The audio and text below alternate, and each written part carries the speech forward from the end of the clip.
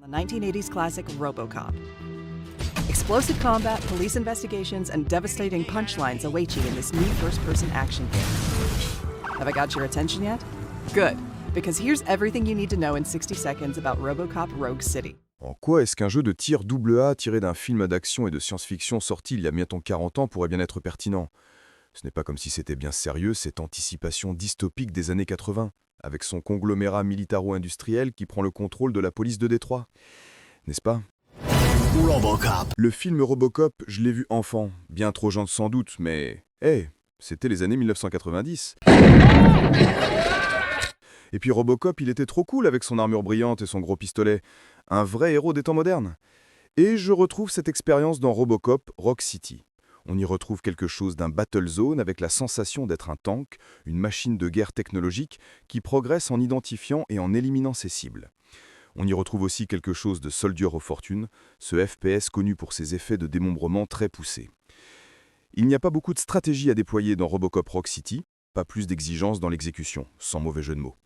Les munitions du fidèle Auto 9 sont illimitées, l'armure de Robocop endure facilement les rafales et les explosions de grenades, et son casque désignait les ennemis, même dans l'obscurité. Le jeu est un héritier direct d'une rhétorique de fantasme enfantin de puissance vidéoludique, contemporaine de la sortie du film de Verhoeven et reposant à la fois sur la mise avant de l'acquisition de moyens et sur l'assistance bienveillante apportée aux joueurs. Carl Terrien écrivait en 2014 « La rhétorique du gain de puissance devint réellement dominante durant l'essor de l'empire Nintendo, à commencer par le nouveau slogan proposé par l'entreprise en 1986.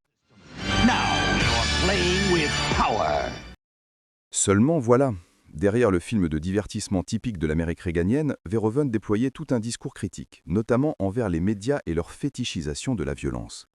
Les fusillades de Robocop étaient faites pour aller trop loin, pour durer trop longtemps, ad nauseam et ad absurdum jusqu'au ridicule.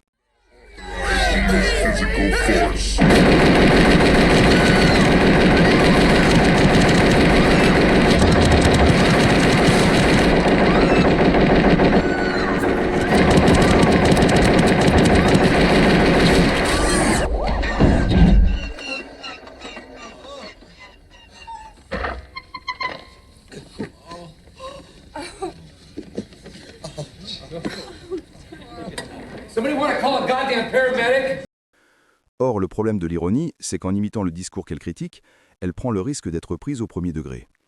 Que reste-t-il de la critique dans Rogue City? Pas grand-chose.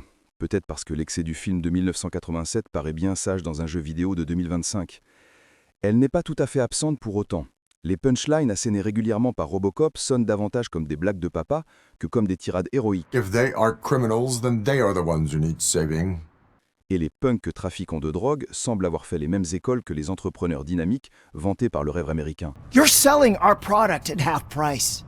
That makes my customers complain about my prices. It ain't nice, Maurice! Maybe you think that building a customer base by selling your product under its manufacturing cost is a good idea. Under what?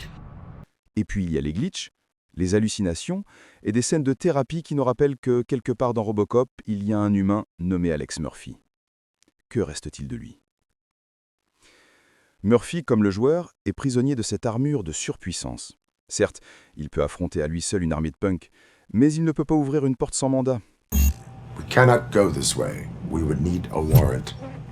I can't believe those stupid directives are still holding you back. Go ahead, partner. Pour avancer, il faudra obéir aux directives et remplir les objectifs qui nous sont imposés. Si absurde soit-il. I'd love to sign it, but I don't want to get it wet. Could you grab my towel for me? Yellow one. It should be by my locker. On dispose certes de quelques choix, mais les options qui nous sont proposées correspondent systématiquement aux 3 instructions fondamentales de son programme. Servir la confiance publique, protéger les innocents et faire respecter la loi. Comme Murphy, le joueur ne peut exercer sa liberté que dans l'espace préprogrammé de son système. Plus encore que Murphy, le joueur est lui-même programmé par les codes culturels et génériques transmis par les médias en général et le jeu vidéo en particulier. Jaroslav Svelte écrivait en 2013 « Dans les jeux vidéo, comme dans les systèmes de surveillance, le caché peut être révélé et le dangereux doit être éliminé.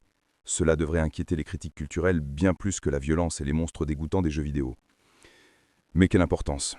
Après tout, on ne fait que parler de jeux, de cinéma, de divertissement. d'un jeu de tir AA tiré d'un film d'action et de science-fiction sorti il y a bientôt 40 ans.